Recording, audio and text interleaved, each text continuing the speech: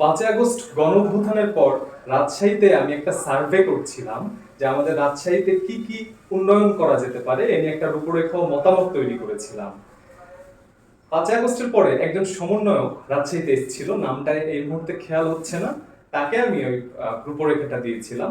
তো এই রূপরেখা দেওয়ার কারণে যে পোস্টার, ফ্লাইওভারের কাজ, বিপিএল এর আয়োজন ও আন্তর্জাতিক ক্রিকেট, আদর্শিক রাজনীতির সাথে স্থাপনা, এই বিষয়গুলো ছিল। বর্তমানে যা সংশোধন হচ্ছে জেনে খুবই ভালো লাগছে। তবে তাকে দিয়ে আমি ক্ষান্ত হইনি। আমি উপদেষ্টা আসিফ মাহমুদ সজীব ভুইয়াকে দিয়েছিলাম, উনিও রাজশাহীতে এসেছিলেন। এছাড়াও আমাদের রাজশাহীর দ্য সিটি অফ লাইট, আলোকিত শিক্ষা নগরীর জন্য আরো কিছু আমার মতামত এবং আমার আন্তরিক চাহিদা রয়েছে।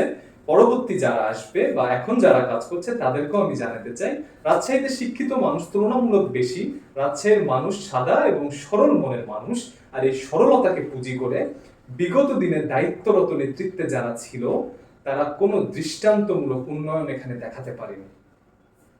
রাজশাহী শহরে একটা হাইটেক পার্ক হয়েছিল, সেটাও দুর্নীতি করে নাটোর স্থানান্তর করা হয়। রাজশাহীতে হাইটেক পার্ক পুনরায় তৈরি করা হোক, এটা রাজশাহীর মানুষের প্রাণের দাবি। এবং শুধু তৈরি করা হলেই হবে না, দক্ষতা অনুযায়ী রাজশাহীর স্থানীয় মানুষদের চাকরির সুযোগ তৈরি করা হোক। আমরা রাজশাহীর মানুষ চাই আমাদের পুরনো শিল্প আবার ফিরে আসুক, যেটা আমাদের লক্ষাধিক মানুষের রোজগার বৃদ্ধি করবে। যেমন চিনি শিল্প, রেশম শিল্প, তারপর দেখা যাচ্ছে আমাদের এখানে প্রচুর আম হয় এবং স্বাদে গুণে সেরা। রাজশাহীর আম এটা সারা বাংলাদেশ জানে। তাই এক্সপোর্ট কোয়ালিটি আমের জুস ফ্যাক্টরি নির্মাণ করা হলে বেকারত্ব লাঘব হবে বলে আমি আশা করি। এরপরে পক্ষপাতিত্ব করে বাছাইকৃত জায়গায় গ্যাস ডিস্ট্রিবিউশন করা হয়েছে রাজশাহীতে। এই কারণে আমাদের দাবি থাকবে যে রাজশাহীতে যেন সুষ্ঠুভাবে সকল জায়গায় গ্যাস ডিস্ট্রিবিউশন করা হয়। এরপরে যেটা আমাদের দাবি ছিল, আন্তর্জাতিক ক্রিকেট খেলা হবে, বিপিএল খেলার আয়োজন হবে। অলরেডি কিন্তু এটা প্রসেসিং চলছে, এটা খুবই ভালো লাগছে। এছাড়াও আমাদের চাকরির পরীক্ষাগুলো নিতে হবে রাজশাহীতে।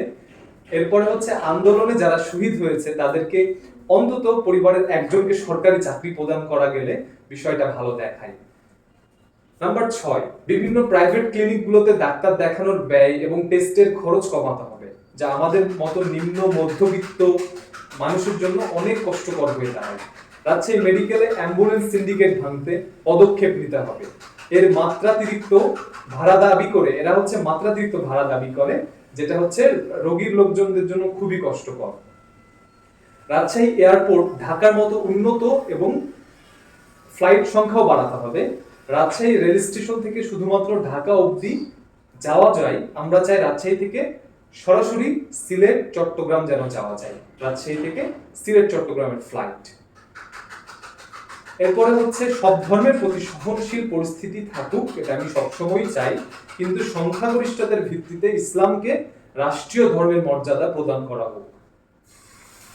এরপর রাজশাহী কেন্দ্রীয় চিড়িয়াখানা সংস্কার করা হোক এবং যুগোপযোগী একটা বিনোদনমূলক চিড়িয়াখানা প্রস্তুত করা হোক। এছাড়াও বিভিন্ন মোড়ে মোড়ে ফায়ার হাইড্রেন্ট তৈরি করা হোক, যেন দ্রুত বিভিন্ন জায়গায় আগুন ধরলে দ্রুত পানি নিষ্কাশনের ব্যবস্থার মাধ্যমে আগুন নিভানো যেতে পারে আর কি।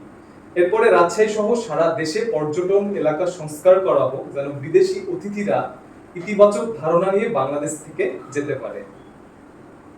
এরপরে সর্বোপরি রাজশাহী টুরিস্ট এলাকা থেকে, এই যে চিড়িয়াখানা গেটের ওইখানে টুরিস্ট এলাকাতে এসটিএস সেকেন্ডারি ট্রান্সফার স্টেশন আছে, যেটা দীর্ঘদিন থেকেই বলা হচ্ছে যে ওই জায়গায় একটা টুরিস্ট এলাকা, ওখানে ডাস্টবিন থাকলে ব্যাপারটা খুব খুবই খারাপ দেখায়, উইয়ার্ড দেখায় আর কি। এজন্য ডাস্টবিনটা অন্য কোথাও স্থানান্তর করা হোক। আবার কোটি স্টেশনের ওখানে যে একটা ডাস্টবিন, খোলা ডাস্টবিন আছে, ওখানে একটা এসটিএস সেকেন্ডারি ট্রান্সফার স্টেশন তৈরি করা হোক ওখানে বা আশেপাশে অন্য কোথাও। জায়গাটা খুবই দুর্গন্ধময় এবং খারাপ লাগে আর কি। সর্বোপরি এবং সবশেষ, ভবিষ্যতে কোনো ব্যক্তিকেন্দ্রিক রাজনীতির মাধ্যমে কোনো স্থাপনা দেখতে চাই না। আদর্শিক রাজনীতির সাথে সাথে স্থাপনাও হোক দৃষ্টান্ত ও যৌক্তিক, যা জনসমর্থনযোগ্য। এই ছিল আমি সহ আমাদের রাজশাহীর মানুষের, সারা বাংলাদেশের মানুষের প্রাণের দাবি। সকলেই ভালো থাকবেন, সুস্থ থাকবেন। খোদা হাফেজ, আল্লাহ হাফেজ।